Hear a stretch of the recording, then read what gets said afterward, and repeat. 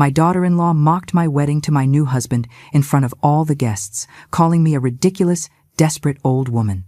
But when my property, valued at $20 million, made the news 3 days later, my son sent me a text message that said exactly this: "Reconciliation dinner at 8 o'clock tonight.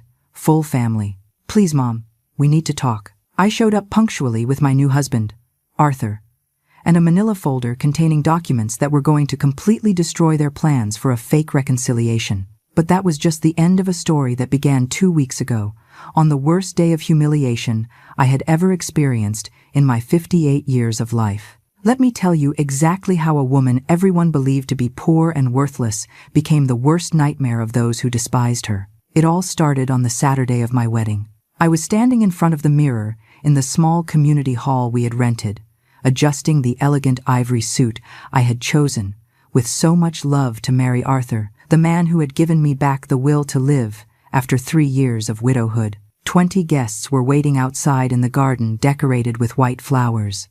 The music was playing softly.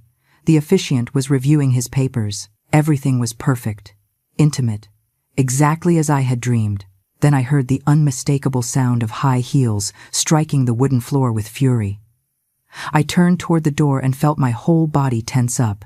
It was Chloe, my daughter-in-law, that 32-year-old woman who had been married to my only son, Ryan, for 4 years, and who, from day one, had made it clear she considered me a burden in their lives. She arrived, dressed in a red dress, so scandalous and provocative it seemed designed specifically to ruin my ceremony. Behind her, with his head down like an obedient dog, came my son. Ryan was 35 years old, but in that moment, he looked like a scared child who knew he was making a mistake but didn't have the courage to stop it. I hadn't invited them. After months of hurtful comments and constant humiliations, I had made the painful decision not to include them in my special day. But there they were, barging in as if they had all the right in the world. Sarah, my best friend and the only person who knew the whole history of suffering I had lived through with Chloe, immediately approached my side. "Mary, do you want me to ask them to leave?" she whispered urgently. But I shook my head. I wasn't going to give that woman the pleasure of seeing me upset. Not on my own day. I walked out of the dressing room with my head held high and walked toward the garden where Arthur was waiting for me next to the makeshift altar. He looked at me with those gray eyes full of tenderness that had won me over 6 months ago when we met at the neighborhood CVS pharmacy on a rainy afternoon. He was an elegant 62-year-old man, a widower like me, a retired engineer who had worked his whole life in the oil industry. We had fallen in love slowly, with the calm of someone who is no longer in a hurry, but knows how to recognize something valuable when they find it. The officiant began to read the wedding vows. I was holding the bouquet of white roses in my trembling hands, trying to concentrate on the words, on the moment, on the promise of a new life. But then I heard the laughter, that high-pitched, metallic, cruel laugh that Chloe used as a weapon whenever she wanted to humiliate someone. "I can't believe we're watching this," she said, loud enough for everyone to hear. "A woman her age dressing up like she's going to prom. It's almost pathetic." I felt the heat rise up my neck. The guests turned around, uncomfortable. The officiant paused, not knowing whether to continue or not. Arthur squeezed my hand tightly, letting me know he wouldn't allow anyone to ruin our moment. But Chloe hadn't finished. She stepped closer, with Ryan following her like a silent, cowardly shadow.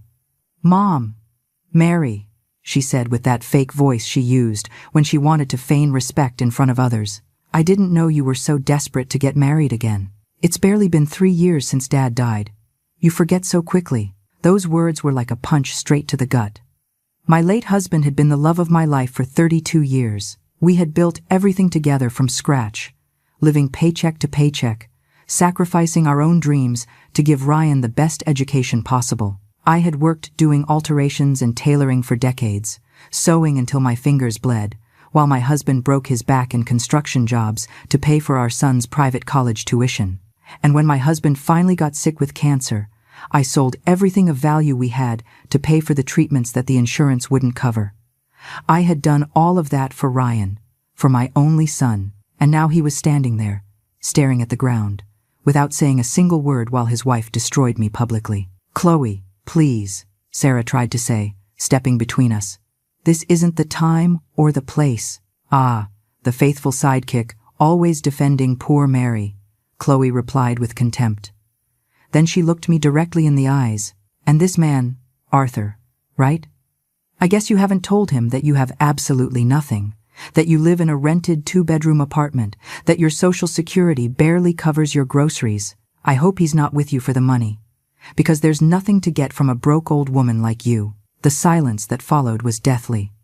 I could hear my own ragged breathing, feel the pitying looks of the guests boring into my back. Chloe pulled out her cell phone and started taking pictures of everything, of my suit, of the modest hall, of the flowers on the chairs.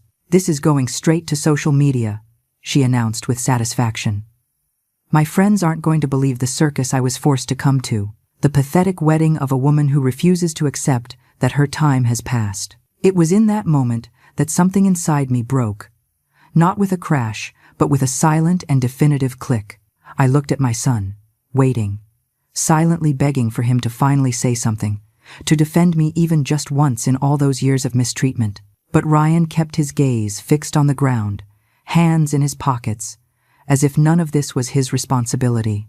Then I made the hardest and most liberating decision of my life. I let go of the bouquet of roses and let it fall onto the witness table. I took Arthur's hand and squeezed it with all the strength I had left. "We're leaving," I told him with a firm voice. He nodded without hesitating a second, because that wonderful man knew me well enough to know I had reached my limit. We walked together toward the exit of the hall, while Chloe kept laughing behind us, taking more pictures, making poisonous comments about my hunched back, about my low-heeled shoes, about how ridiculous everything was. The guests watched us with a mixture of horror and pity that hurt me more than any insult. Sarah ran after us. "Mary, wait. Don't let her win like this." But I couldn't stay a second longer in that place. Not like this. Not enduring that humiliation in front of the few people who mattered to me. We got into Arthur's car, a modest but well-maintained sedan, and drove away while I fought to hold back the tears that threatened to overflow. I didn't know in that moment that within 72 hours, my entire life would take a turn that no one, absolutely no one, could have anticipated. Much less Chloe and her cruel tongue, much less my cowardly son who had betrayed me with his silence.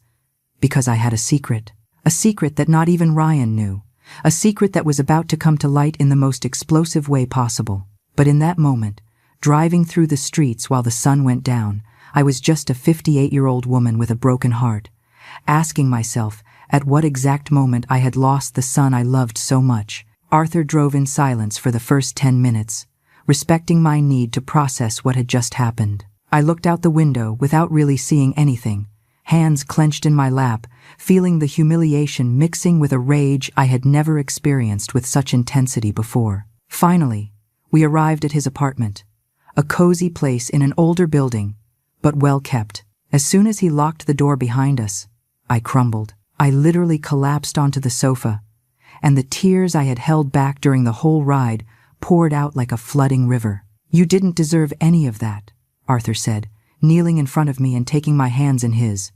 "Nothing that woman said has an ounce of truth." "But Ryan," I managed to articulate between sobs. My own son didn't say a single word. He stood there as if I wasn't even worth defending, as if everything I did for him throughout my entire life meant absolutely nothing. Arthur hugged me while I cried against his chest, staining his light shirt with my runny makeup. He didn't try to give me empty words of comfort. He just held me, let me vent, stroked my hair with that infinite patience that only a truly good man can have. When I finally managed to calm down a little, he made me some chamomile tea and sat next to me. "Mary, there is something I want you to know," he began with a serious tone. "This marriage doesn't need a ceremony to be real. What we have is stronger than any paper or celebration. If you want, we can go to the courthouse tomorrow, sign the necessary documents, and that's it. Just the two of us. No witnesses, no drama." I nodded weakly, grateful to have someone who understood me so deeply. "You're right. The party doesn't matter anymore. Only we matter." That night, I stayed at his apartment. We didn't sleep together in the romantic sense. We simply shared the space like two people who needed each other's company.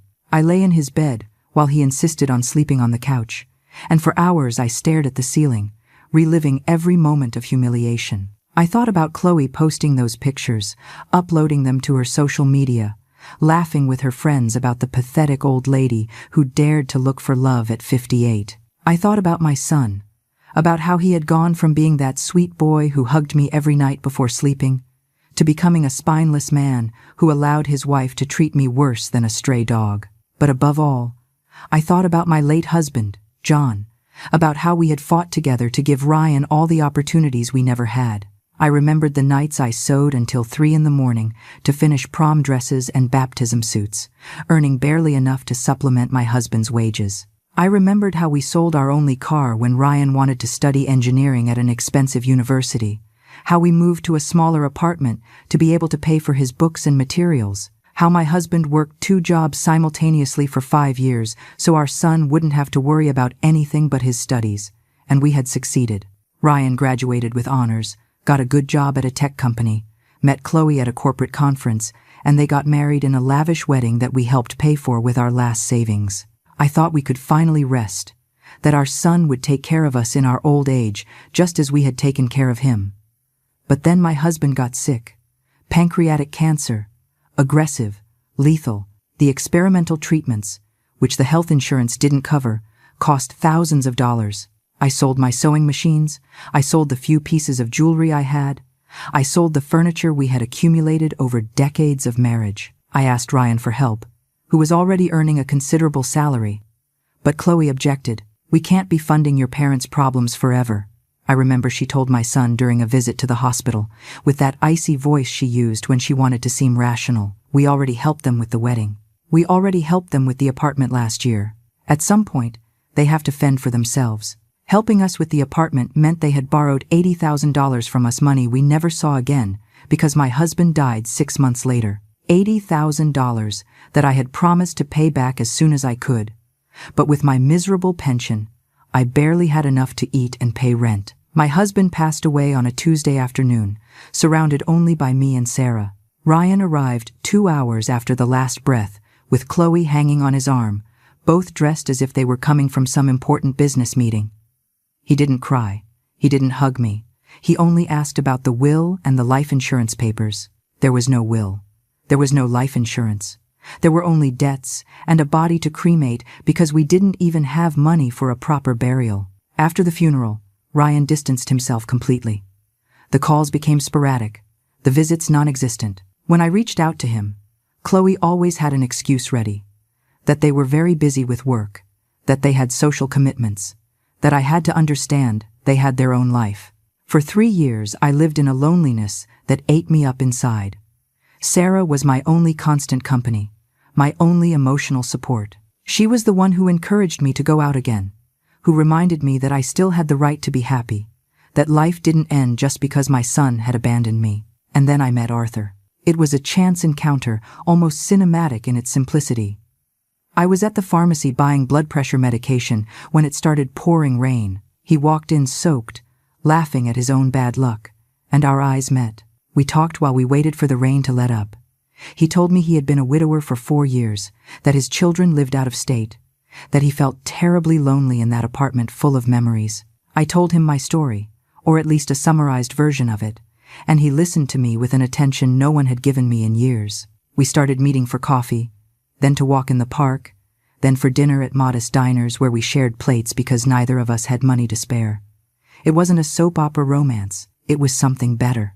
It was genuine companionship, mutual respect, affection that grew slowly but with deep roots. When Arthur proposed to me 6 months after we met, he did it without a ring, without getting down on one knee, without grand gestures. He just took my hand during one of our walks and said, "Mary, I don't want to spend the rest of my days without you. Let's get married." And I said yes, because finally I had found someone who saw me as a complete human being, not as a burden or a nuisance. I decided to tell Ryan about the wedding, not because I expected his blessing, but because I still had the naive hope that maybe this would make him reflect, that maybe my happiness would matter to him even a little. His response was a cold text message. "Congratulations, Mom. Hope you know what you're doing." Nothing else. No call, no visit. Just those words that made his disapproval clear. I didn't invite them to the wedding because I didn't want their negative energy ruining my day. But Chloe had other ideas. She had to make it clear to me that I didn't deserve to be happy, that I didn't deserve a fresh start, that my place was rotting in the loneliness they themselves had created around me. Now, lying in Arthur's bed listening to the sound of cars passing on the street, I wondered if I would ever get my relationship with my son back. I wondered if he would ever understand the damage he had done to me. I wondered if Chloe had finally won. But something inside me, something small but persistent, whispered to me that this story wasn't over yet, that the universe had a strange way of balancing things, that justice would arrive when I least expected it. I had no idea how prophetic that feeling would be. I had no idea that in exactly 72 hours, my entire life would change in a way that not even in my wildest dreams could I have imagined. Because while I was crying in that bed, hundreds of miles away, in a government office, an official was reviewing some very specific documents. Documents related to some rural land in West Texas that my late husband had inherited from his father decades ago. Land we all believed to be useless, arid, without any value. Land that was legally registered in my name since 3 months before my husband's death. Land under which they had just discovered oil deposits worth an incalculable fortune. But I didn't know any of that yet. I only knew that my heart was broken, that my son had betrayed me, and that my daughter-in-law had won this battle. For now, Monday morning, I woke up with puffy eyes and a headache that seemed to split my skull in two. Arthur was already awake, making coffee in the small but tidy kitchen of his apartment. He looked at me with concern when I appeared in the doorway. "Did you sleep at all?" he asked, although the answer was obvious from my appearance. "Almost nothing," I admitted, letting myself fall into one of the chairs at the table. "I can't stop thinking about everything that happened." He placed a cup of coffee in front of me and sat by my side. "Mary, I need to tell you something important, something that might change your perspective on all this a little." I looked at him, confused. "What do you mean?" Arthur took a deep breath, as if he were gathering courage. "The land your husband inherited from his father, the acres out in the scrubland north of the city. You know they are in your name, right?" I nodded vaguely. "Yes. John transferred them to my name a few months before he died. He said it was to avoid probate issues later, so I wouldn't have to fight over inheritance with distant relatives. But that land isn't worth anything, Arthur. It's pure, arid desert. No one can farm there. There's no water. There's nothing. John always said it was the most useless inheritance his father had left him." Arthur took my hand gently. "I've worked in the oil industry for over 30 years. I know the movements of the sector, and about 2 months ago, rumors started circulating among colleagues about explorations in that specific area. Geological surveys, test drilling. My heart began to beat faster without me understanding exactly why. And what does that mean? It means that it is possible, just possible, that beneath that land everyone thought was useless, there is something valuable. Oil, natural gas, I don't know for sure. But if the rumors are true, and if the explorations confirm what they suspect, those properties could be worth a fortune." I stared at him, unable to fully process what he was saying. "But that doesn't make sense. My husband owned that land for decades, and it was never worth anything, because they had never done deep seismic studies in that region before. Fracking and exploration technology has advanced a lot. Now they can detect deposits that were impossible to find before." Arthur squeezed my hand. "I don't want you to get your hopes up, because nothing is confirmed yet. But I thought you should know. Just in case." I spent the rest of Monday in a sort of haze. Sarah came to visit me at Arthur's apartment in the afternoon, bringing some clean clothes from my own apartment. When I told her about the conversation with Arthur, her eyes lit up with a mixture of hope and skepticism. "It would be poetic justice," she said, while making tea in the kitchen. "After everything you've suffered, after how they've treated you, for it to turn out you own something valuable. But I also don't want you to suffer another disappointment if it turns out to be nothing." "I know," I sighed. "It's probably just a coincidence, rumors without foundation. That land has always been a waste." Tuesday passed without major news. Arthur and I went to the courthouse and signed the marriage license papers.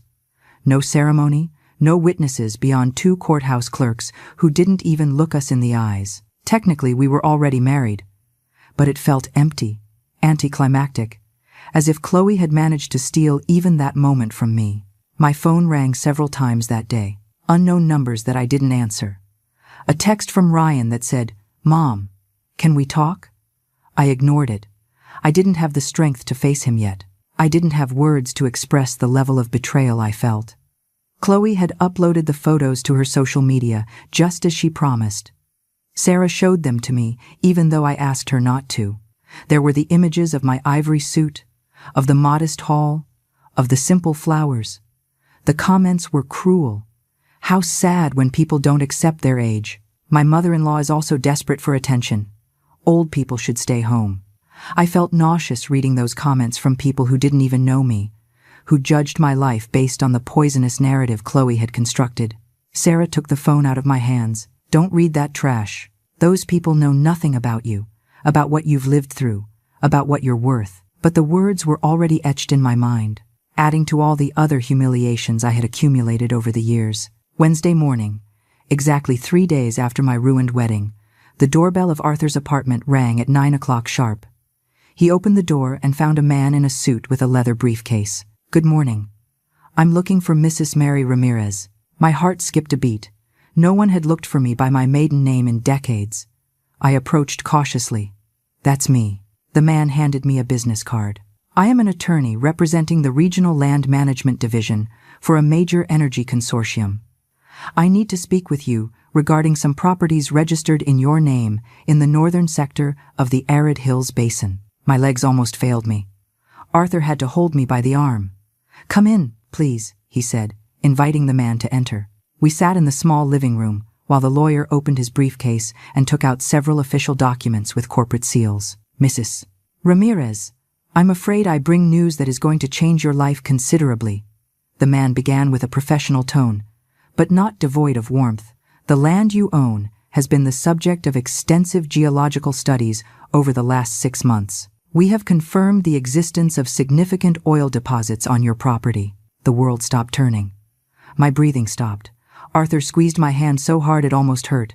"The deposits are of exceptional quality," the lawyer continued. "We have estimated that the total value of the reserves, considering the extraction contracts and the royalties that correspond to you by law as the owner of the land and mineral rights, amounts to approximately $20 million. $20 million.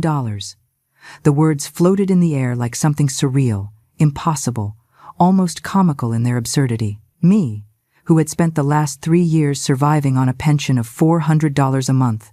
Me, who still owed $80,000 on a loan my son had never paid back. Me, whom my daughter-in-law had called a poor old woman barely 72 hours ago. "This is impossible," I managed to murmur.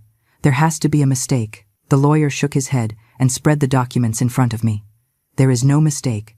The property titles are in order, all in your name. The transfer your late husband made 3 years ago was completely legal and recorded. You are the only legitimate owner of those lands, and therefore of everything found beneath them." I spent the next 2 hours listening to the lawyer explain legal terms I could barely comprehend. Extraction contracts, royalties, percentages, exploitation clauses. My head was spinning trying to process that my life had just changed in the most dramatic and unexpected way possible. "There are several oil companies interested in negotiating with you," the lawyer explained while organizing the documents. "I strongly recommend that you hire an attorney specializing in oil and gas law to advise you in the negotiations. This is too complex to handle alone." When the man finally left, I stayed sitting on the sofa, completely motionless. Arthur was by my side, equally stunned. Sarah, who had arrived just as the lawyer was leaving, looked at us both with her mouth open. "Mary," Sarah said with a trembling voice, "you just became a millionaire." The word sounded strange, foreign, as if she were talking about another person. "It can't be real," I whispered.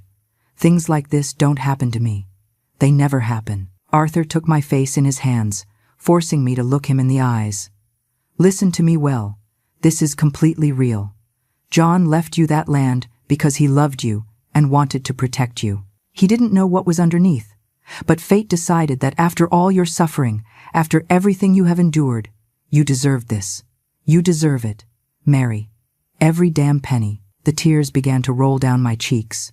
But this time they weren't tears of pain or humiliation. They were tears of disbelief, of relief, of a cosmic justice so perfect it seemed designed by some celestial screenwriter with a very particular sense of humor. Sarah sat on my other side. "What are you going to do?" "I don't know," I admitted with a broken voice. "I don't even know where to start." "I do," said Sarah, with a smile I hadn't seen on her face in years. "First, you are going to hire the best oil and gas lawyer in the city. Second, you are going to make sure every document is in perfect order. And third, you are going to let the universe handle the rest." By Thursday afternoon, the news had exploded in the local media, not by my initiative, but because some official at the county clerk's office or the Energy Commission had leaked the information to the press. The news broadcasts were talking about the most important oil discovery of the decade on private land. They mentioned my full name. They showed aerial photographs of the scrubland that was now worth a fortune. My phone wouldn't stop ringing. Unknown numbers, journalists wanting interviews, supposed financial advisors offering their services. I had to turn it off because the anxiety was becoming unbearable. But there was one message that arrived before I turned off the phone. A message from my son Ryan that made the blood freeze in my veins. "Mom, I saw the news. We need to talk urgently. Reconciliation dinner tomorrow, Friday at 8 p.m., at my house. Full family. Please, it's important that you come. I love you. I love you." 2 words he hadn't said to me in more than 3 years. 2 words that magically appeared right after $20 million made the national news. I showed the message to Arthur and Sarah. They both exchanged a look loaded with meaning. "How shameless," Sarah said with disgust. 3 days after publicly humiliating you at your own wedding, now they want family reconciliation, as if you were stupid. Arthur remained thoughtful. "Are you going to go?" "Yes," I answered with a calm that surprised even myself. "I'm going to go. But not alone. You're coming with me." He nodded without hesitation. "Wherever you go, I go." That night I almost didn't sleep, but not out of sadness or anxiety. Something had changed inside me. The Mary who had allowed herself to be trampled on for years. The Mary who had accepted humiliation with her head down. That Mary had died in the garden of that hall 3 days ago. The woman who was now staring at the ceiling in the darkness was someone different. Someone who had hit rock bottom and discovered that at the bottom there was steel. Someone who understood that respect isn't begged for, it's commanded. Someone who no longer had anything to lose because she had lost everything before winning everything. Friday morning, Sarah appeared at Arthur's apartment with a manila folder and the smile of a cat that has just caught a mouse. "What is that?" I asked, pointing to the folder. "This," she said, placing it on the table with a satisfying thud, "is your arsenal. I've been compiling evidence for the last 2 years.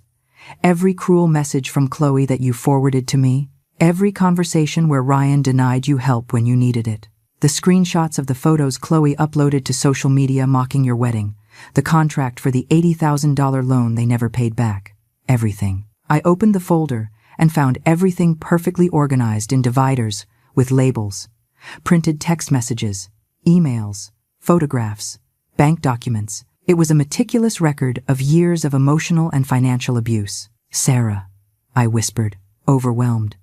"When did you do all this?" "I've been preparing for this moment for a long time," she replied seriously. "I knew that someday you would need proof, that someday you would have to defend yourself. I didn't imagine it would be under these circumstances. But the universe has its own plans."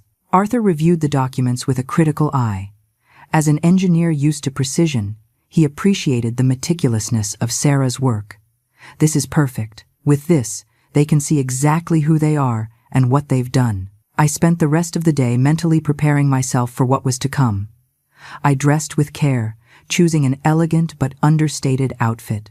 Dark gray dress pants, a cream blouse, a structured blazer. Nothing flashy, nothing that shouted the change in my financial situation, just pure dignity. At 7:30 in the evening, Arthur and I got into his car. The manila folder rested in my lap like a loaded weapon. The drive to Ryan and Chloe's house lasted 20 minutes, which felt like hours. They lived in an exclusive residential area, in a 2-story house with a perfectly manicured front lawn. A house they had bought with the $80,000 loan they had asked me for 4 years ago, promising to pay back the money in monthly installments that never arrived. We parked in front of the entrance. The lights of the house were on. Through the windows, I could see movement, shadows preparing what would surely be an elaborate dinner designed to impress me. "Ready?" Arthur asked, taking my hand. I took a deep breath, feeling the weight of the folder in my other hand. More than ready. We walked toward the front door. I rang the doorbell. I heard hurried steps approaching. The door opened, and there was Ryan, my son, dressed in a pressed shirt and dress pants, with a smile on his face that didn't manage to hide the greed in his eyes. "Mom," he said with a sugary voice that turned my stomach. "What a joy that you came. And Arthur? Welcome. Come in, please." We entered the house. The aroma of expensive food filled the air. The dining table was set with fine china, crystal glasses, lit candles, and there, coming out of the kitchen with a smile so fake it was laughable, was Chloe. She was wearing an emerald green dress, perfect makeup, discreet jewelry, as if absolutely nothing had happened 3 days ago, as if she hadn't destroyed me publicly, calling me a poor, pathetic old woman. "Mary," she said with a voice that pretended to be warm, "I'm so glad you're here, and congratulations on your marriage." The hypocrisy in her voice was so thick you could cut it with a knife. I stood in the threshold of the living room without responding to her fake greeting. Arthur remained by my side, tense, with the manila folder under his arm. "Please, sit down," Ryan said, gesturing toward the dining table. "We made your favorite food, pot roast, mashed potatoes, green beans, just like you liked Dad to make it." The mention of my late husband in that context produced a wave of nausea in me. How dared he invoke his father's memory now, after abandoning me when I needed him most? We sat at the table. Chloe began to serve the food with exaggerated movements of kindness. "I hope it's seasoned well. I know you're very particular with traditional food." I had never been particular about anything. That was another one of her inventions to paint me as a difficult mother-in-law in front of her social circle. Ryan filled the glasses with red wine that probably cost more than I used to spend on food for a whole month. "I want to make a toast," he announced, raising his glass. "To family, to new beginnings, to leaving misunderstandings behind. Misunderstandings." He called years of abandonment and 3 days of public humiliation misunderstandings. Arthur and I didn't raise our glasses. The uncomfortable silence stretched until Ryan lowered his with a nervous laugh. "Okay, I understand you're still upset about Saturday," he said with a conciliatory tone. "And you have every right. Chloe and I have talked a lot about that, right, honey?" Chloe nodded with an expression of regret so rehearsed it seemed taken from a cheap soap opera. "Mary, I need to apologize. I behaved horribly at your wedding. I was going through a very difficult time at work. I had a lot of stress, and unfortunately, I took it out on you. It was unforgivable. Stress at work," I repeated with a flat voice. "That's what you call calling me a poor, ridiculous, pathetic old woman in front of all my guests now?" Her face fell slightly, but she recovered her composure quickly. "I know my words were terrible. There is no excuse. I can only say that I am deeply sorry, and I hope that someday you can forgive me." "Mom," Ryan intervened, leaning forward with pleading eyes. "I know I've been a bad son. I know I abandoned you when Dad died. I know I wasn't there for you these last few years. But I want to change that. I want to get our relationship back. You are my mother. You are the most important thing I have." The words sounded nice. Anyone who didn't know the full context might believe they were sincere. But I saw the calculation behind his eyes.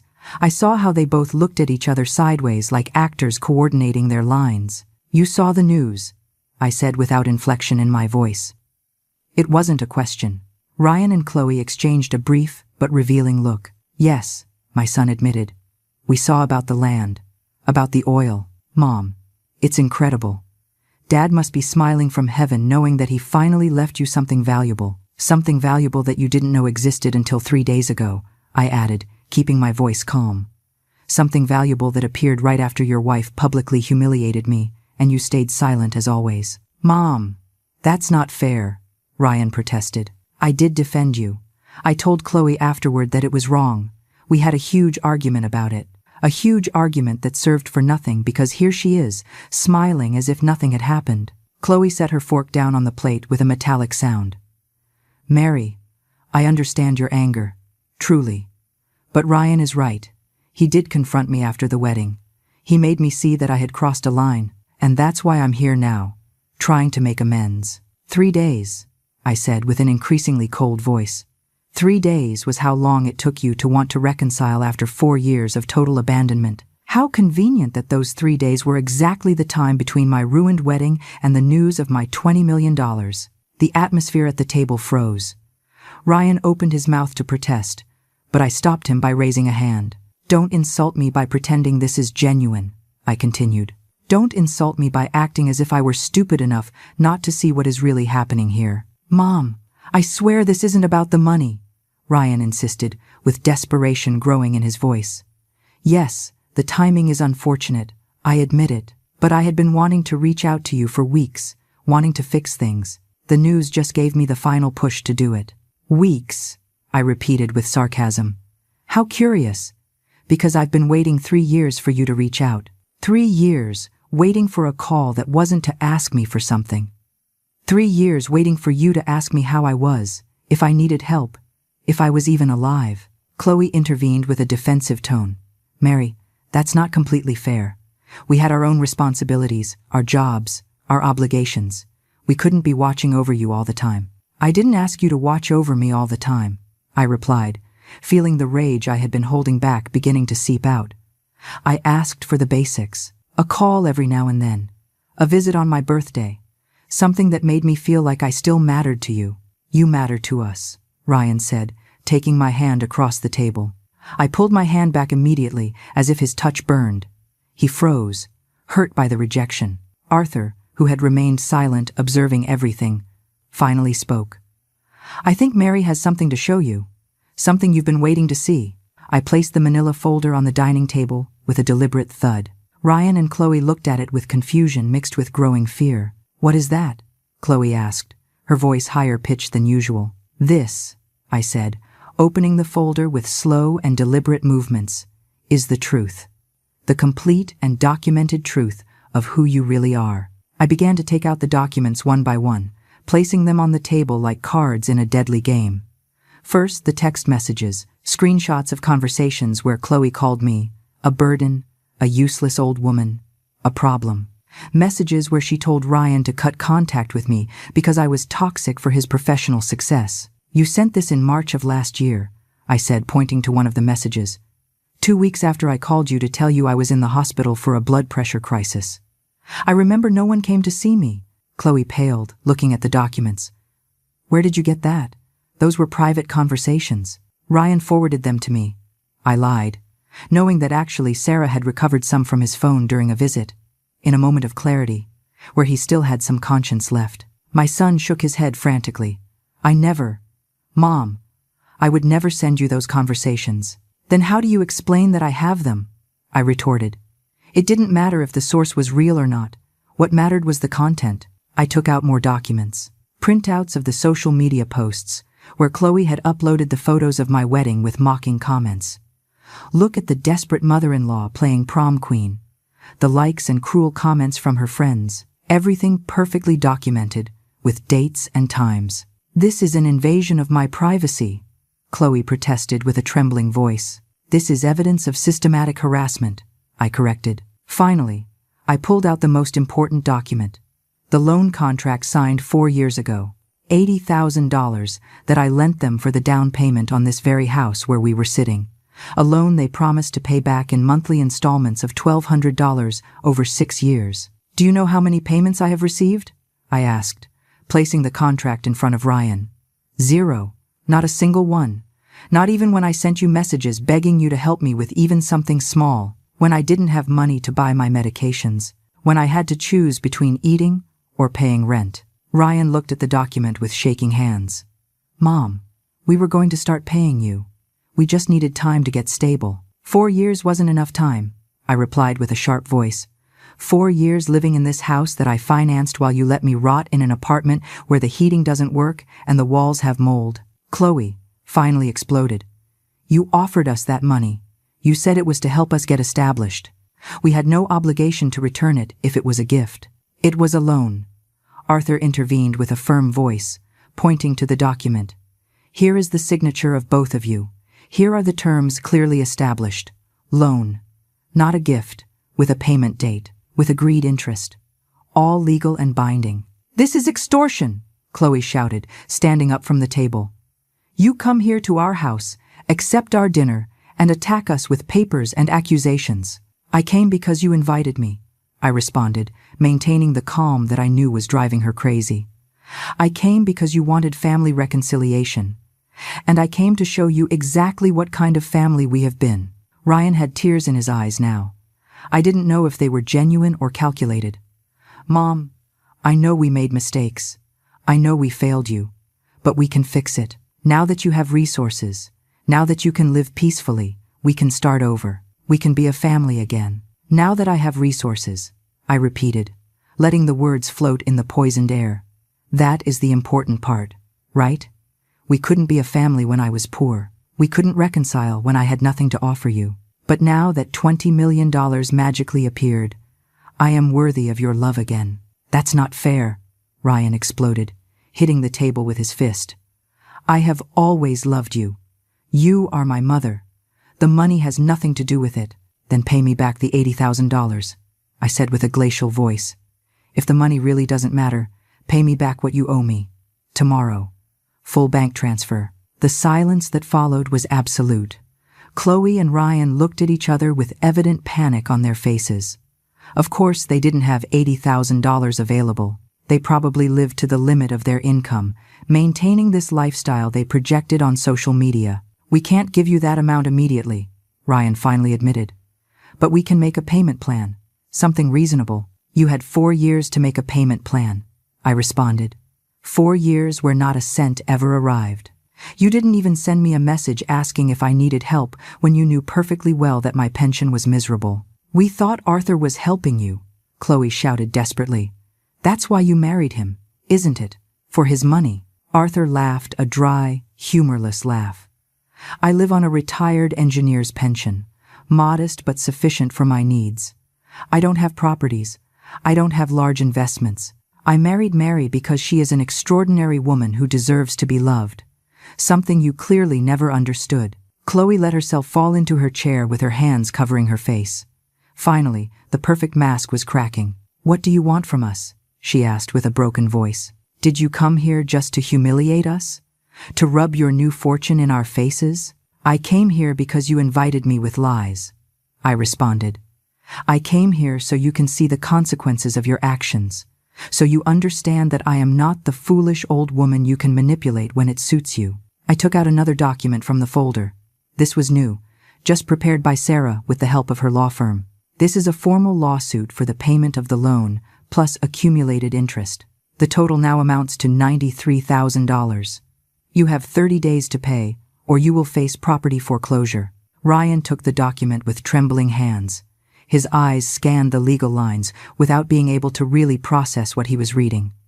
Mom, please, you can't do this to us. We're going to lose the house. I almost lost my life trying to survive on nothing while you lived here comfortably. I replied without a shred of compassion in my voice. I think it's time you experience a little of the insecurity you made me feel for years. Chloe stood up abruptly, making her chair fall backward with a crash. This is revenge. Cheap revenge from a resentful woman who can't accept that her son grew up and has his own life. This is justice, I corrected her, standing up as well. Arthur stood up beside me, imposing and protective. Justice for years of mistreatment, for public humiliation, for abandonment when I needed you most, for calling me a poor old woman 3 days ago thinking you could get away with it. All this because you inherited money by pure luck, Chloe screamed, with her face red with anger. You didn't do anything to earn it. You just had the luck that your husband died and left you lands that coincidentally turned out to be worth millions. And now you feel superior. My husband died after I sold everything we owned to pay for his treatments. I responded with a voice trembling with contained fury. He died knowing he had left you in poverty. And you two took advantage of that poverty to treat me like trash. So yes, maybe it was luck that those lands were worth something, but the difference between you and me is that I never used my situation to humiliate others. Ryan was weeping openly now. Mom, please, forgive me. I was a coward. I was a bad son. But please don't destroy my life. We can fix it. We'll pay you everything. Just give us time. I looked at my son, at that 35-year-old man crying like a child, and for a moment, just a moment, I felt the maternal impulse to comfort him, to tell him everything would be okay, to forgive as I had forgiven so many times before. But then I remembered his silence at my wedding. I remembered years of unanswered calls. I remembered his indifference when I told him there were days I didn't eat so I could buy medicine, and the maternal impulse died as quickly as it had appeared. You have 30 days, I repeated, putting the documents back in the folder. 30 days to get the money or face legal consequences. And one more thing. I took out the last document from the folder. It was my will, newly drafted with Sarah's help. This is a copy of my new will. In it, I specify that no asset, property, or resource of mine shall be inherited by Ryan Ramirez or his wife Chloe. The entire estate is designated elsewhere. The document fell onto the table with a sound that resonated like a gunshot in the absolute silence that followed my words. Ryan took it with hands so shaky he could barely hold it. His eyes scanned the legal lines over and over, as if by reading them enough times the words might magically change. "Mom, no," he whispered with a broken voice. "You can't do this. I'm your only son, your only family. You stopped being my family a long time ago," I responded with a calm that surprised even me. Family doesn't abandon. Family doesn't humiliate. Family doesn't exploit. You decided what kind of relationship you wanted with me when you chose money over love. Now I am making the same decision. Chloe snatched the document from Ryan's hands and read it frantically. Her face went through a complete range of emotions in seconds. Shock, anger, fear, and finally something that looked like genuine terror. "This can't be legal. You can't disinherit your own son just like that." "I can, and I did," I confirmed. "I consulted with the best estate lawyers in the city. This document is perfectly legal and registered. My fortune, every penny of it, will be destined for charitable organizations. To Sarah, who has been more family to me than you ever were, and to Arthur, who showed me in 6 months more love than you gave me in 4 years." Arthur squeezed my hand. I knew the mention of him in the will was new to him too, but he showed no surprise, only silent support. Ryan slumped into his chair as if his legs could no longer hold him. "All this time," he murmured, looking into the void. "All this time I was waiting, planning, thinking that when you died I would finally have something. Something to compensate for all the sacrifices I made." "What sacrifices?" I finally exploded, losing my composure. "What sacrifices did you make, Ryan? You had everything. Your father and I killed ourselves working to give you education, clothes, food, opportunities we never had. We paid for an expensive private college when you could have gone to a state school. We bought your first car when we could barely pay the rent. We gave you everything, and the only thing we asked in return was respect. And you couldn't even give us that." My voice had raised in volume until it became almost a shout. Years of repressed pain finally came to the surface like lava from a volcano that had been contained too long. "I sacrificed my relationship with my friends," Ryan shouted back. "I sacrificed job opportunities in other cities because you wanted me to stay close. I sacrificed my freedom because there was always something you needed. There was always some emergency. There was always some reason why I had to be available for you. I asked you for help 3 times in 4 years. I responded with an icy voice. 3 times. One when your father was dying and we needed money for treatments. Another when I was in the hospital for blood pressure. And the third, when the landlord threatened to evict me because I couldn't pay the rent. 3 times in 4 years is your definition of controlling." Ryan had no answer for that. Chloe tried to intervene, but I raised my hand, stopping her. "And you," I said, turning toward her with all the accumulated fury. "You who from day one saw me as a threat, who poisoned the relationship between my son and me with your toxic comments, who put it in his head that I was a burden, who treated me like trash every chance you got.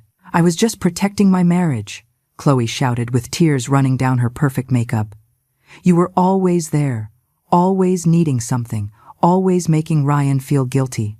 We couldn't build our life with your constant shadow over us." "My constant shadow," I repeated with bitterness. "You call a woman who saw you once every 3 months a constant shadow? Who never showed up unannounced? Who never demanded anything other than basic love and respect?" Arthur stood up, sensing the situation was escalating dangerously. "I think it's time to leave." "Mary, you already said what you came to say." He was right. There was nothing more to achieve here. I picked up the manila folder and made sure all the important documents were inside. Chloe was still crying in her chair, her green dress now wrinkled, her makeup runny. Ryan had his head in his hands, sobbing. 30 days for the loan, I repeated while walking toward the door. After that, my lawyers will proceed with the foreclosure. And regarding the will, it is signed, sealed, and registered. There is no possible appeal. "Mom, wait." Ryan ran after me, grabbing my arm. I looked at him and saw for the first time in years something that might have been genuine regret in his eyes.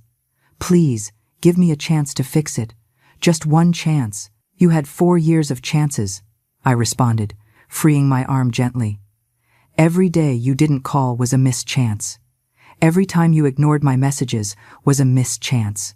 And definitely, every second you stayed silent while your wife destroyed me at my own wedding was the last chance you had. But I'm your son," he said with a broken voice. "That has to mean something." I looked at him with a mixture of sadness and resolve. "You are my son biologically, but family is more than blood, Ryan. Family is respect, it's love, it's being present in difficult times. And you were none of those things." We left the house and walked toward the car under the light of the street lamps illuminating the exclusive residential street.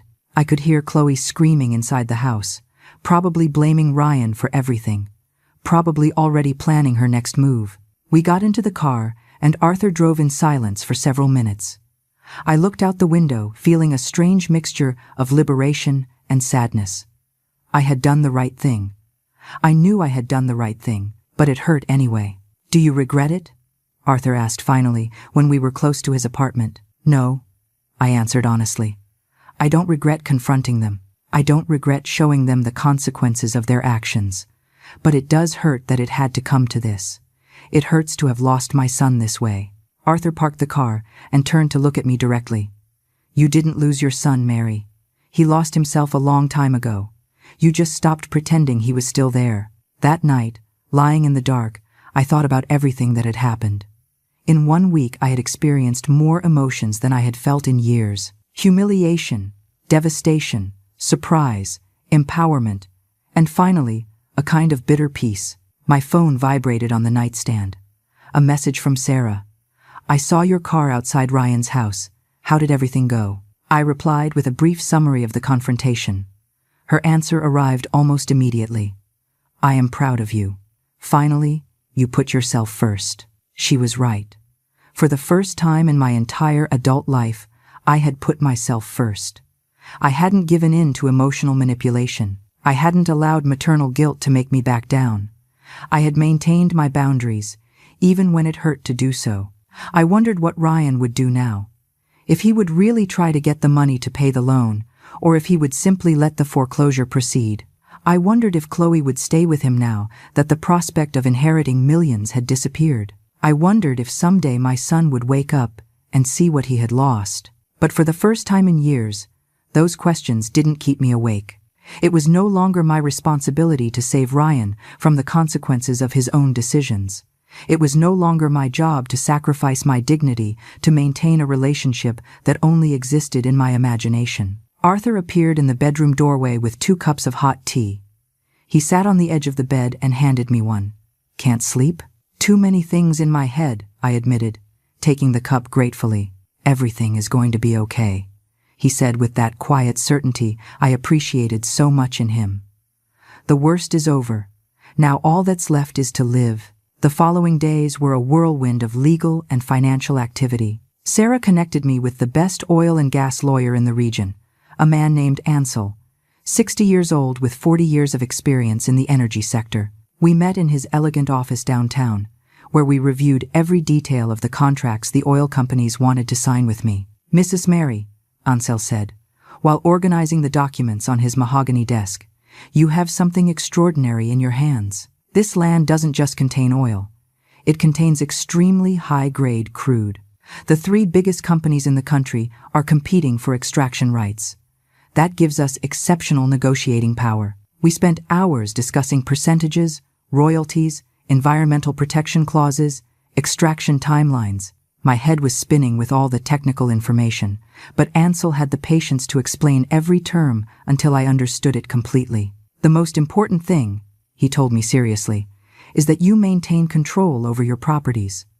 Many landowners make the mistake of completely selling their rights for a large immediate sum. But if you structure this correctly with royalties and percentages, your income will be constant for decades. Your children, your grandchildren, could benefit from this. The mention of children produced a pang of pain that I tried to hide. I don't have grandchildren, and my son is out of my will. Ansel looked at me with understanding that suggested he had seen similar situations before. I understand. Then, we will structure everything to maximize your personal income and that of your designated beneficiaries. We can also create a trust for charity work, if that is your wish. During that first week after the disastrous scene with Ryan and Chloe, my phone didn't stop ringing. Unknown numbers that I blocked systematically. Messages from people claiming to be distant cousins, family friends I hadn't seen in decades, acquaintances who suddenly remembered how wonderful I had always been to them. But the messages that affected me most were Ryan's. They arrived at any time of day and night. At first, they were desperate. "Mom, please, we need to talk. You can't do this." Then they became pleading. "I beg you, give me a chance to show you I can change."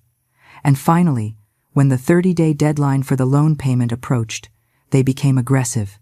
"This is cruel. You are destroying me for revenge. Dad would be disappointed in you." That last line hit me like a punch. The idea that my late husband would be disappointed in me for defending myself, for demanding respect, for refusing to continue being trampled on. But then I remembered all the times my husband had expressed concern about how Ryan was changing after marrying Chloe. I remembered his words in the hospital shortly before dying.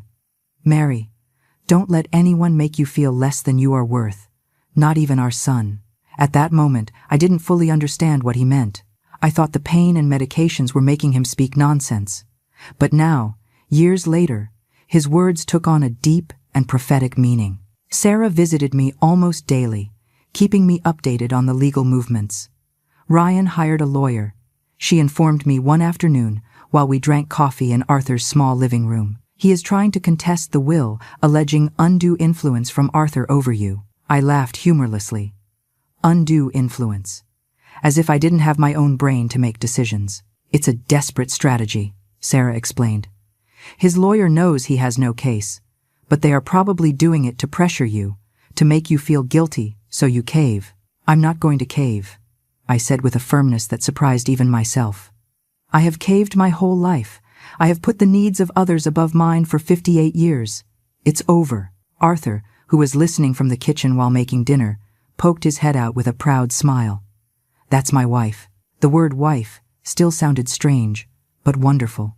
We had gotten married in circumstances so chaotic that we had barely had time to process that we were now husband and wife. But every day that passed, every small gesture of affection, every deep conversation in the early morning, confirmed to me that this had been the right decision. Meanwhile, the news about my fortune remained a topic of conversation in the city. Reporters had tried to contact me for interviews, which I rejected systematically. I didn't want media attention. I didn't want to be the spectacle of the moment. I just wanted peace. But peace was difficult to find when Chloe had started a campaign on social media, painting me as a vengeful and cruel mother-in-law. Posts where she presented herself as the victim of a bitter woman who couldn't stand seeing her son happy. Posts where she talked about the loan as if it had been a gift that I was now claiming unjustly. Her followers, who didn't know the full story, supported her unconditionally. The comments were brutal. "Toxic mothers-in-law are the worst. Poor girl, having to deal with a witch like that. Money brings out the worst in people." Sarah wanted us to respond publicly, to show all the evidence we had. But Arthur convinced me not to enter that game. "People who know you know the truth," he told me wisely. "Strangers on the internet are going to have an opinion no matter what you do. Don't waste your energy trying to convince people who have already decided to believe a narrative." He was right. Letting go of the need to justify myself to strangers was liberating in a way I didn't expect. On day 25 after our confrontation, a certified letter arrived from Ryan's lawyers. I opened it with trembling hands while Arthur and Sarah were present for moral support. The letter was long, full of legal jargon, but the central message was clear. Ryan offered to pay $30,000 immediately as a show of good faith, and the rest in monthly payments over 5 years. It's a ridiculous offer, Sarah ruled after reading it. $30,000 when he owes 93. And he wants 5 more years to pay the rest? He is trying to manipulate you again. Ansel, my oil lawyer who now handled this civil case, agreed completely. He is betting that you will cave out of pity or maternal guilt. It is a common tactic. Reject the offer and let's proceed with the foreclosure. But something in me hesitated. Not for Ryan or for Chloe, but for a small part of me that still remembered the boy who had been my son. The boy who hugged me when he had nightmares. The teenager who defended me when a neighbor disrespected me. The young man who cried on my shoulder when he wasn't accepted into his first-choice university. What if I give him one last chance? I asked in a low voice. Sarah looked at me with incredulity. Mary, after everything he did to you? Not for him, I clarified. For me. To be able to close this chapter knowing I did everything possible. That I gave him every opportunity, and some he didn't deserve. Arthur took my hand. If that is what you need to have peace, I support you. But it has to be on your terms, not his. So with Ansel's help, we drafted a counteroffer. $50,000 immediately and the rest in monthly payments of $5,000 for 9 months. Total, 1 year, to settle the entire debt. If a single payment was missed, the foreclosure would proceed automatically without further warnings. Ryan's response arrived 2 days later. He accepted the terms. The $50,000 were transferred to my account in less than 24 hours. Sarah investigated the origin of the money and discovered they had emptied their retirement savings and taken out a home equity loan against the value of the house. They are destroying themselves financially, Sarah commented, with a mixture of satisfaction and concern. They are taking responsibility for their debts, I corrected, something they should have done 4 years ago. But the money transfer didn't come alone. Along with it came a message from Ryan that said simply, Mom, I hope this shows that I am trying to change, that I am trying to make things right. Please, give me a chance to talk to you. Just us two. No Chloe, no Arthur, no lawyers, just mother and son. I looked at the message for long minutes without knowing what to answer. Arthur, who was reading over my shoulder, kissed me on the forehead. It's your decision, Mary. No one can make it for you. 3 days passed before I finally responded. Meet me at Central Coffee. This Thursday at 3 in the afternoon. Just you and me. It was a public, neutral place where there was little risk of dramatic scenes. On Thursday, I arrived 15 minutes early. I sat at a table by the window, ordering a coffee I barely touched. My hands were shaking slightly, although I tried to maintain composure. Arthur and Sarah had wanted to accompany me, but I asked them to give me this space. I needed to face this alone. Ryan arrived punctually at 3. He looked different, thinner, with deep circles under his eyes, his hair less groomed than usual. He sat in front of me with cautious movements, as if fearing that any sudden gesture would make me flee. Thank you for coming, he said with a hoarse voice. I wasn't sure you would accept. I almost didn't, I admitted. But I needed to hear what it is you really want to tell me. Without Chloe writing the script, he flinched at the mention of his wife. Chloe and I are separating. The news surprised me, although it shouldn't have. Because of the money? Because of everything, he replied, looking at his untouched coffee. When she saw that you really had changed your will, when she realized there was no fortune to inherit, she showed her true face. She told me she had wasted years of her life with me, waiting for the day we would be rich thanks to your inheritance. That I was useless for not having maintained a better relationship with you. That all this was my fault. And only now you see who she really is? I asked, without being able to hide the sarcasm. You warned me, he said with a broken voice. 4 years ago, when Dad had just died, you told me Chloe was changing me, that she was pushing me away from what was important. And I yelled at you. I told you that you were a controlling mother-in-law who couldn't let go of her son. I remembered that conversation. It had been one of the last times we had spoken sincerely before the estrangement became complete. I didn't come here for you to give me pity, Ryan, I said firmly.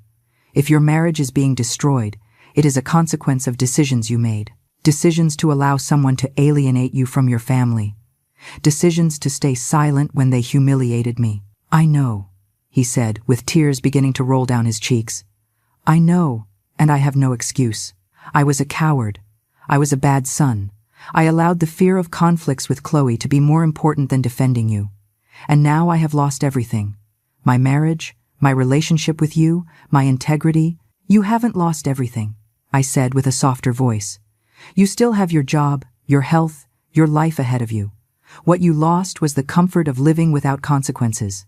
Ryan wiped his tears with the back of his hand. Dad would be so disappointed in me. Yes. I agreed without sugarcoating the truth. He would be. Your father sacrificed his whole life for you. He worked until his body collapsed to give you opportunities, and you took those opportunities and used them to distance yourself from us when we were no longer useful to you. Can I fix it? He asked, with genuine desperation in his voice. Is there any way to recover even part of what we lost? I took a deep breath before responding. I don't know, Ryan. Honestly, I don't know. The damage you did to me, that you did to me by staying silent while your wife destroyed me, that damage is deep. It doesn't heal with apologies or debt payments. Then what do I do? He pleaded. Tell me what to do to start repairing this. Become the man your father wanted you to be, I responded. Not for me, not to recover an inheritance that no longer exists for you, but because it is the right thing. Go to therapy, work on yourself, learn to have a backbone, and maybe, just maybe, in a few years we can have some kind of civil relationship. A few years, he repeated with a broken voice. Ryan, you abandoned me for 4 years. You can't expect me to forgive and forget everything in 4 weeks. Trust is built slowly, but it is destroyed in an instant, and you destroyed it completely. We sat in silence for several minutes.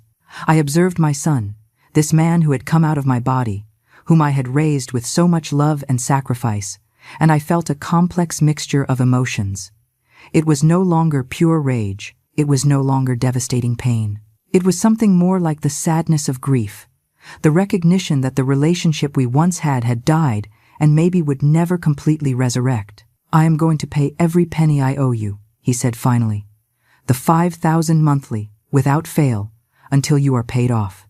Not because you are forcing me legally, but because it is the least I can do. Good, I nodded, and I am going to seek professional help. A therapist.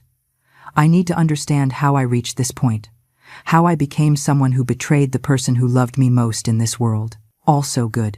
He stood up slowly. Can I hug you? The question caught me off guard.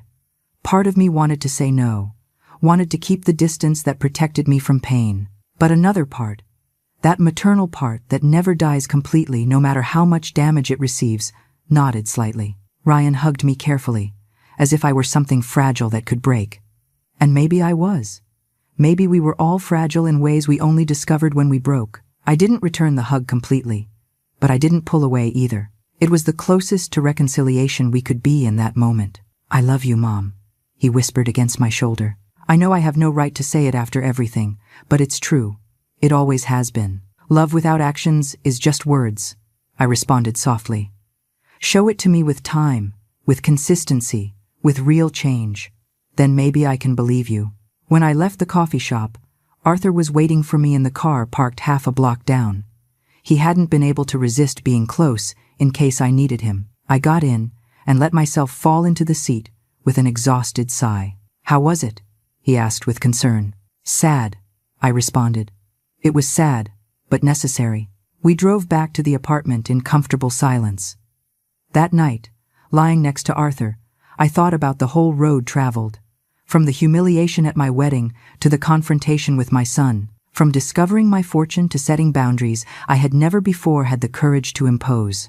The following months passed with a mixture of extraordinary changes and comforting routines. The negotiations with the oil companies concluded successfully. Ansel had structured contracts that guaranteed me substantial monthly income for decades. Arthur and I bought a small but beautiful house in a quiet area by the ocean. Galveston, maybe, or a quiet spot on the coast. Nothing ostentatious, nothing that shouted wealth, just a home where we could live in peace.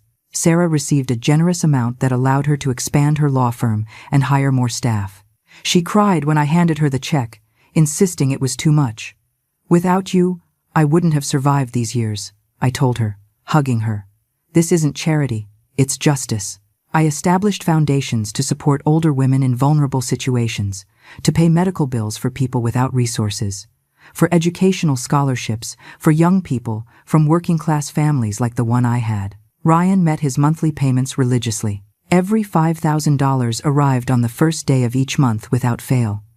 Occasionally he sent me brief messages, photos of him in therapy sessions, updates on his divorce in progress, small attempts to reconnect that I responded to with courtesy, but without completely opening the doors of my heart yet. A year after that ruined wedding, Arthur and I organized a small ceremony renewing our vows, this time on the beach in front of our new house, with Sarah as the only witness, without drama, without conflict, just two people who loved each other, promising to accompany each other for whatever remained of the journey. While the sun set over the ocean and Arthur took my hand, I thought about my late husband, about how he had transferred that land to my name months before dying, as if he knew that someday I would need it, as if even from the grave he continued taking care of me. "Thank you," I whispered to the wind, not knowing if I was speaking to my deceased husband, to the universe, or simply to myself for having finally found the courage to demand the respect I always deserved.